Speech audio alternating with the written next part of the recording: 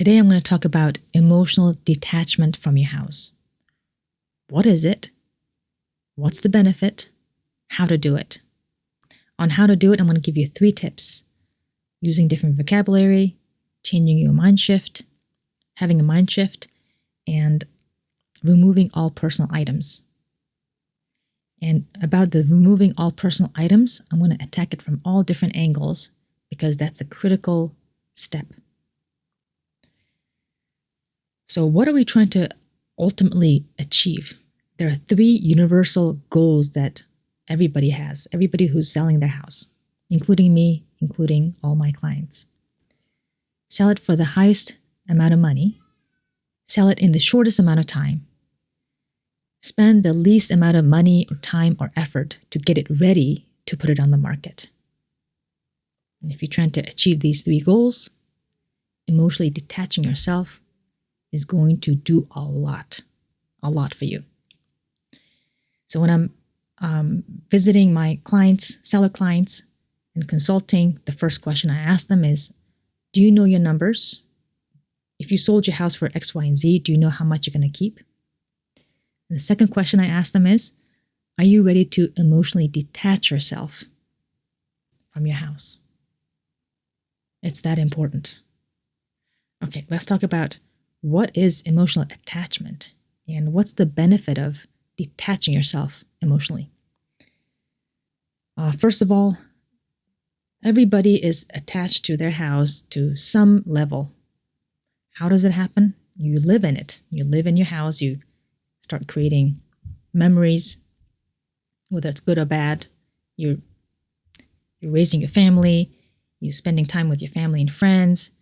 You celebrate birthdays. You watch your kids grow up in the house. You weather storms, literally and figuratively. For me, I'm raising my kids here. I'm getting emotionally attached, taking photos and videos of my kids and enjoying them grow up in the house. I also do some renovation upgrades to my house. I design parts of the house, and seeing my design come to life gives me so much pleasure. And each time I get more and more emotionally attached to my house. And when you're living in the house, it's a great thing to have emotional attachment. That means you're going to take care of your house better. You're going to maintain it better with more passion, with more love. But when you're selling it, it becomes a barrier. Some people lose lots of money, thousands of dollars, add so much stress to the process of selling, lose so much time, 2 weeks, 2 months, and so on, just because they were so emotionally attached to their house. And it restricts them, kind of blocks them from thinking strategically, making logical decisions. So what are the benefits? The whole home selling process can be pretty stressful. It requires a lot of negotiation, requires a lot of decision making, and you're trying to plan so many different things. Moving out, movers coming in, when are they going to come? What are they going to move? Where are you going to move next? What part of the house you're going to fix? How much money to spend? What's the price you're going to ask for? You're negotiating with your family. You're negotiating with your realtor, the potential buyers, and ultimately the buyer. With your family, you're negotiating who's going to do what is our move out date. You're probably negotiating where to move. If you have kids who go to school, negotiating which school that they're going to go transfer to. Negotiating with your spouse how much to sell it for.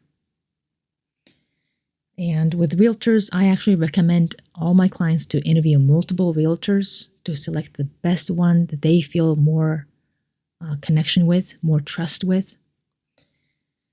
So when you are interviewing realtors, you're going to have better time interviewing them, negotiating with them on terms and on their commission. When you put the house on the market, the buyers may ask you questions. You'll be able to answer it with more clearer mind, the state you're trying to achieve is kind of like you trying to help your friend to sell their house. And if they're all frazzled and trying to make a decision, what advice would you give them? So emotional detachment has lots of benefits. Just to name a few. And also, let's say your house is on the market, you receive contract, you'll be able to negotiate the terms of the contract with a clear mind. You want to make these negotiations more strategic. And once you have a ratified contract, maybe the buyer has a home inspector come in, look around the house, give you a list of things to fix, replace, clean up, to give you money, ask you for money for this, for that. You'll be able to negotiate much better if you're emotionally detached. Okay, how to emotionally detach yourself? I'll give you 3 tips. One is going to be a little bit strange, but it works. It's using vocabularies like the property, the house, when you're referring to your home. For example, okay, what do we need to do with the property to get it ready for photos? We're trying to kind of distance yourself a little bit by using different vocabularies. Just distance yourself. The second tip is to really have that mind shift. Okay, this house is no longer just my personal space that I live in. It's also a product on the market. So prepare your house like you're selling a product on the market. It literally becomes a product because we take professional photos, we put it on MLS. Now anybody on the internet can look inside and outside your house. Buyer's agents will bring their clients and walk inside your house, look at your refrigerator, your kitchen cabinets, your bedroom. They're going to be in your bathroom looking around. It's a very expensive product, but it is a product on the market. What happens when you buy something on Amazon? You open up Amazon app and then you start looking around. You look at all the pictures. You look at some of the reviews. You look at how many stars it has. You finally order the thing and it gets shipped. And you open up the box and it's nicely packaged. Oh, that's good. It's nicely packaged. You open up the package and you inspect the thing and there's no scratches, there's no dent. It looks pretty good. Okay, let's test it out and let's plug it in. It works. It's just like that. The buyer who walks into the door, when they walk into your house, they're trying to confirm whether what they saw on the internet matches with what they see with their eyes. Is this room really as big as the photos showed? Is this as light and sunny as the photos showed? And just like Amazon's 30-day return policy, the home buyers have the right to ask for home inspection contingency, appraisal contingency, financial contingency. So your home as a product on the market is very similar to Amazon product. The third tip is to remove all personal items. And this seems to be the hardest thing to do for my clients. And it's completely understandable. Because some of my clients have a lot of personal items in their house, and it's completely neatly organized. Everything is pristine, looks very decorative, looks very nice. The family photos, for example, they're all like geometrically placed in matching frames, and people in the photo are beautiful people, and it's symmetric and it's just hung just right. And they have lots of decorative items, lots of miscellaneous personal things, souvenirs when they traveled. They have, their kids' room have trophies, all these personal, very personal things. And it's not like they're just big, huge mess. It looks very nice. If you're just a friend who's visiting their house, you would be very impressed. But here's what happens. Sometimes I bring my buyer clients to see 2, 3, 4 houses in a row. Boom, boom, boom. Let's say the second house had all these personal things, and they had their kitchen remodeled recently. They had one of their bathrooms upstairs remodeled recently. And here's what happens. The buyers walk into the house, and they're impressed.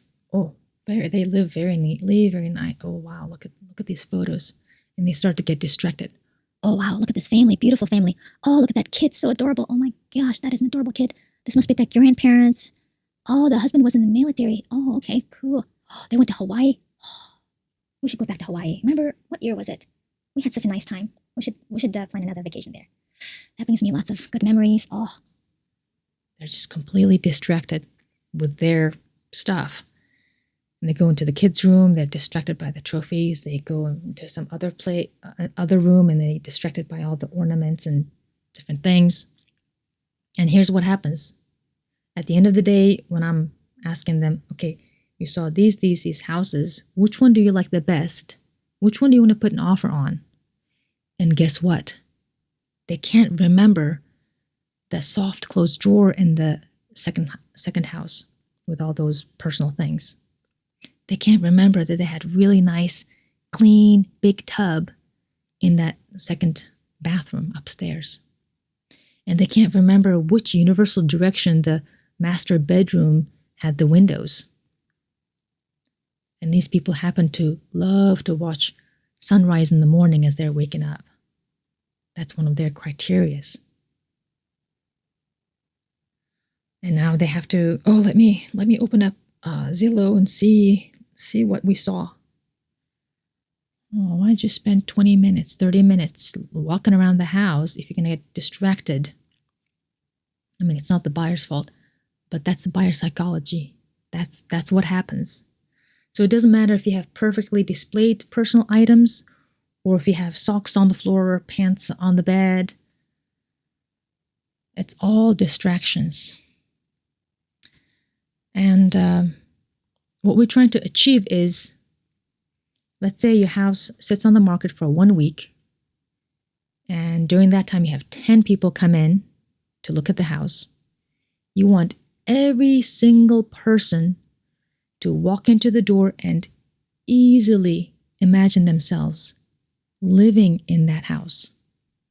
When they walk through the kitchen, they can imagine themselves cooking in that kitchen, using that stove, opening that refrigerator, pulling out their things and chopping on that island. You want them to easily imagine themselves giving their kids bath upstairs in that tub. Imagine themselves going to bed in that bed, looking at the rising sun because the window is facing east, just like what they imagined, just like what they hoped. So the goal is to create that opportunity for every single buyer who walks into that door. Give them the least amount of processing to really imagine themselves living there. The more each person can imagine themselves living in your house as they are doing their 10 minutes, 20 minutes, 30 minutes walk, the higher you can sell it for, the shorter the house is going to be on the market.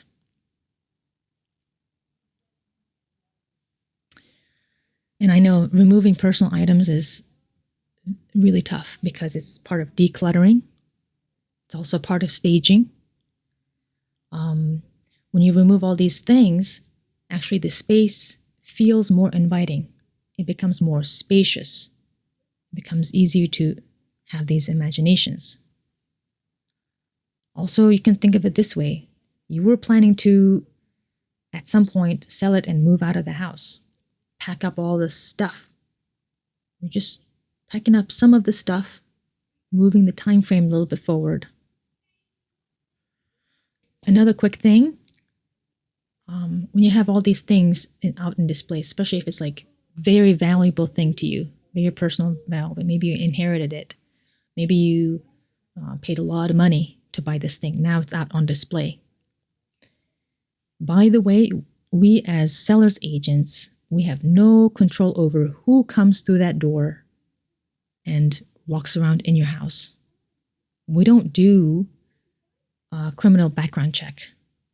We don't check whether the buyer has financial ability to buy your house. We have no idea. We can put the lockbox there, leave messages, leave notes, call the agent, but ultimately we have no control over who the buyer's agents bring with them. Hopefully the buyer's agents have good sense to accompany their buyers when they're walking around the house. And if they, for example, wanted to open up your dresser, the buyer agent says, the dresser does not stay. Let's look at the rest of the house. Hopefully. And sometimes this happens. Let's say your house is showing back to back. And the first group of people finishes looking at the house. They exit the house, and there's another agent with their buyers. It's time for me to go in. Give me the keys, give me the keys. You're 5 minutes late. And under that pressure, some agents would just hand him the key. Now we have no idea who came and looked at the house. But hopefully that agent puts the key back in the key box, lockbox, and the next agent put in their information to get the key. And now we know, because they logged in, now we know who came. But we still don't know, we still don't have control over whether that person should or should not go in. So to summarize, 3 things that we're going to do. Use different vocabulary, the property of the house. Have a really good mindset change and just prepare your house as a product on the market. The third thing is to remove all personal items. I know that's hard, but you're going to do yourself a favor. Oh, I forgot to mention that once my clients remove all their personal items, what they tell me after they've removed them is, oh, it doesn't feel like my house anymore. That's what we're trying to achieve. So you less attached to your house, and your personal items keep you attached.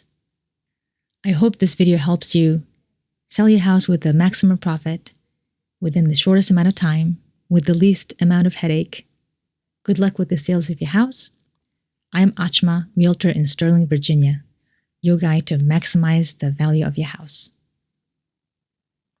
Thanks for watching.